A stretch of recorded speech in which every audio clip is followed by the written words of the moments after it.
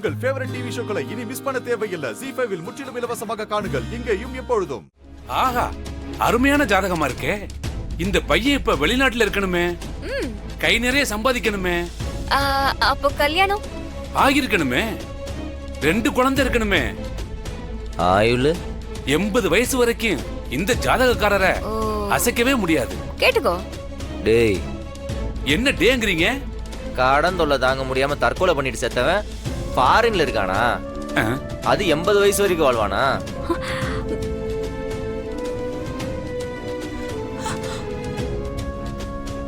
மாமா, இவர் சரியான ஃப்ராட். நம்மள ஏமாத்துறதுக்காக வந்திருக்காரு. டேய், எந்திரா எந்திரானா? டேய் மாறா, இங்க பாருங்க, மரியாதையா பேசுங்க. உனக்கு என்னடா மரியாதை? இந்த ஜாதகத்துல நான் சொன்னது முன்ன பின்ன இருக்கலாம், அந்த ஜாதகத்துல நான் சொன்னது கண்டிப்பா நடக்கும். உங்க அண்ணனுக்கு ஆபத்து. தயவு செஞ்சு அந்த கல்யாணத்தை மட்டும் நடத்திடாதீங்க. இது சத்தியம். ஃப்ராடு பண்ணிட்டு சத்தியம் வேற. சலிச்சு விட்டுருவேன், ஓடிடு. போயா.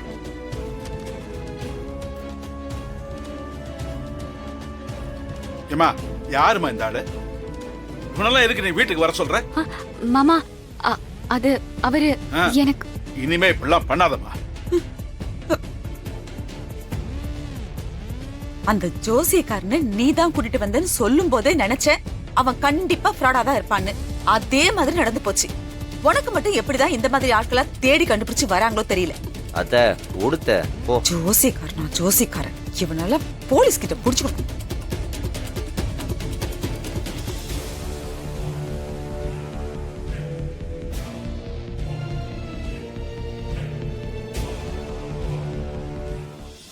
கண்மணி அக்கா, என்ன இங்கிட்டு வந்து உட்காந்துட்டு இருக்கிய?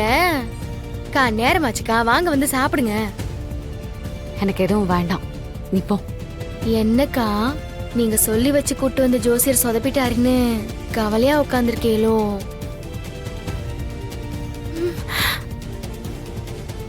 ஐயோ அக்கா, தெரியாம கேட்டுவிட்டேன்.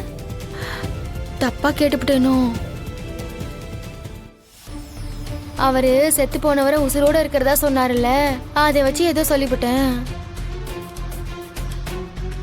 கோவிச்சுக்கிறாதியக்கா, நீங்க முறைக்கிறத பார்த்தாலே பயம்தான் வருது. நான் போறேன். விஜய் நில்லு. நீ எதுக்கு இவளை பார்த்து பயந்துகிட்டு இருக்க? இதுல சந்தேகப்பட்டதுக்கு என்ன இருக்கு? இவதான் பொய்யா ஜோசியம் சொல்றதுக்கு அந்த ஃப்ராடு கிட்ட பணத்தை கொடுத்து கூட்டிட்டு வந்திருக்கா. இவளை பத்தி தெரியாது? கண்மணி, உனக்கு இந்த கல்யாணத்துல விருப்பம் இல்லைன்னா நீ பாட்டுக்கு ஒதுங்கி இருக்கணும். அதை விட்டுட்டு கல்யாணத்தை நிறுத்துறேன்னு தேவையில்லாத வேலையெல்லாம் பாத்துட்டு இருந்த அப்புறம் நான் சும்மா இருக்க மாட்டேன். என்ன நினைச்சு விடுங்க. இல்ல வீரா, இதெல்லாம் ஆரம்பத்திலே கிள்ளி எறியணும். இல்லன்னா அவ்வளவுதான். இவதான் இந்த வீட்டுக்கு வேணான்னு அடிச்சு துரத்திட்டோம்ல. அதுக்கப்புறமும் என் மாற சொன்னாங்கிற ஒரே ஒரு காரணத்துக்காக தான் இவளை திரும்பவும் வீட்டுக்குள்ள சேர்த்திருப்போம். பாவப்பட்டு வீட்டுக்குள்ள சேர்த்தா வந்த கையோட எப்படி அவ வேலையை போட்டு காட்டுறா பாத்தியா? பாம்புக்கு புத்தி கொத்துறதானே. அது என்ன மாறவா போது? இங்க பாருங்க, நம்ம குடும்ப பிரச்சனை நம்மளோட இருக்கட்டும். எவ்வளோ ஒருத்தி இருக்கும் போதெல்லாம் என்ன பத்தி தப்பா பேசிட்டு இருக்காதீங்க. யார் எவ்வளவு ஒருத்தி? அவளும் இந்த வீட்டுல ஒருத்தி தான். அவ இங்க நிக்கிறதுக்கு எல்லா உரிமையும் அவளுக்கு இருக்கு. முதல்ல இந்த வீட்டுல இருக்கிற எல்லாருக்கும் நீ எப்படிப்பட்டவங்கிறது தெரியணும்ல.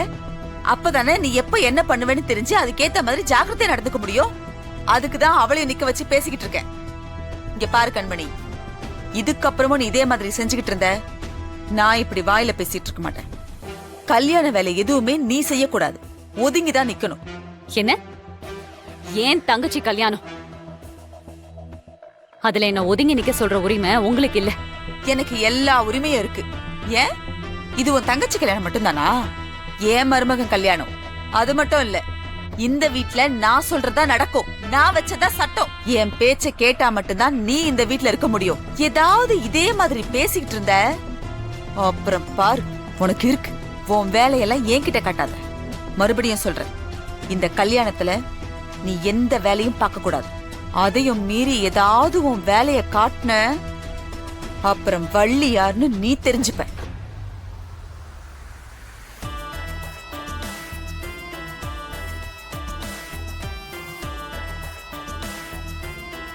கண்மணி, கொஞ்சமாவது உன் கேரக்டரை மாத்தினா எல்லாருக்குமே நல்லது.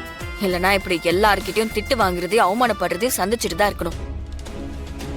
இங்க பாரு, நீன்னு இல்ல, யாரு தடுத்தாலும் இந்த கல்யாணம் நல்லபடியா நடக்கும்.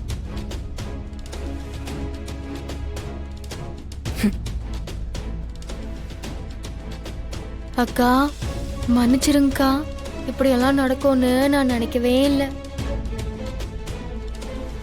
ஆத்தி அக்கா அப்படி பார்க்காதக்கா, உன் கண்ணை பார்த்தாலே எனக்கு பயம் பயமா வருது.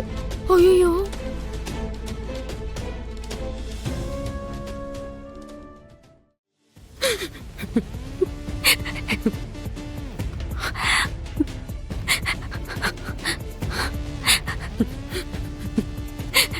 கண்மணி, கண்மணி, என்ன நீ இன்னும் சாப்பிட வராம இங்க என்ன பண்ணிட்டு இருக்க?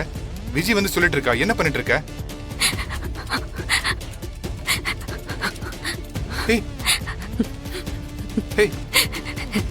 என்னாச்சு கண்மணி? அழாத. அப்பவே சொன்னேன்ல நம்ம எல்லாரையும் ஓரம் கட்டுவாங்கன்னு. நான் சொன்ன மாதிரியே நடந்துருச்சுங்க. என்னாச்சு? ஒரு ஜோசியரை கூட்டிட்டு வந்து ஜாதகம் பார்த்தேங்க. அவரு பொருத்தம் இல்லைன்னு சொல்றாரு. அதுக்கு இவங்க எல்லாரும் சேர்ந்துக்கிட்டு நான் தான் அவருக்கு பணம் கொடுத்து கூட்டிட்டு வந்தேன், அவரு பொய் சொல்றாருன்னு கார்னர் பண்றாங்க. இந்த வீராவும் உங்க அத்தையும் அவ்வளவு மட்டமா பேசினாங்க. உங்க அத்தை என்ன சொன்னாங்க தெரியுமா? என் தங்கச்சி கல்யாணத்துல நான் நிக்கவே கூடாதான், யாரோ மாதிரி ஒதுங்கி நிக்கணுமா. விட்டா நான் என் குடும்பத்துல பிறக்கவே இல்லை, இந்த குடும்பத்துக்கும் எனக்கும் சம்பந்தமே இல்லைன்னு கூட சொல்லுவாங்க. நான் ஆரம்பத்திலே சொன்னேன் நம்மள ஒதுக்குவாங்கன்னு. நான் சொன்னது நடந்துட்டு இருக்கு பாருங்க. கண்மணி, அப்படிலாம் எதுவும் நடக்காது. நான் இருக்கேன்ல, நான் விட்டு கொடுத்துருவேனா? இல்லங்க, உங்களையும் அவங்க அப்படிதான் பாக்குறாங்க, என்னையும் அவங்க அப்படிதான் பாக்குறாங்க. ஐயோ போச்சுங்க, என்ன போச்சு. நான்லாம் வாடுறதுக்கு தகுதி இல்லாதவளா ஆயிட்டேன். பெத்த அம்மா, கூட பிறந்த தங்கச்சின்னு யாருமே நான் சொல்றத கேட்க மாட்டேங்கிறாங்க. எல்லாருமே என்ன விரோதி மாதிரி பாக்குறாங்க. நான் என்ன கொலையாங்க பண்ணிட்டேன்? ஏதோ என் அண்ணன் சாவுல இருக்கிற கோவத்துல தப்பு பண்ணிட்டேன், அதுக்காக இப்படியா? எல்லாரும் மொத்தமா சேர்ந்து என்ன அடிக்கிறாங்க. இதோ நேத்து வந்தவ விஜி, அவ முன்னாடி என்ன விட்டு கொடுத்து பேசுறாங்க. கண்மணி அழாத, நான் தான் பேசிக்கிறேன்னு சொல்றேன்ல, சொன்னா கேளு கண்மணி. கண்மணி, உன் வேலையை மறுபடியும் ஆரம்பிச்சிட்டியா? மாமா கிட்ட எங்களை பத்தி வத்தி வைக்கிறியா? அழுத டிராமா பண்றியா? ஏண்டி ஒரு தடவை வீட்டை விட்டு வெளியே அனுப்புனா திருந்த மாட்டியா? வீரா, அவ அக்கா ஏன் அப்படிலாம் பேசிட்டு இருக்க?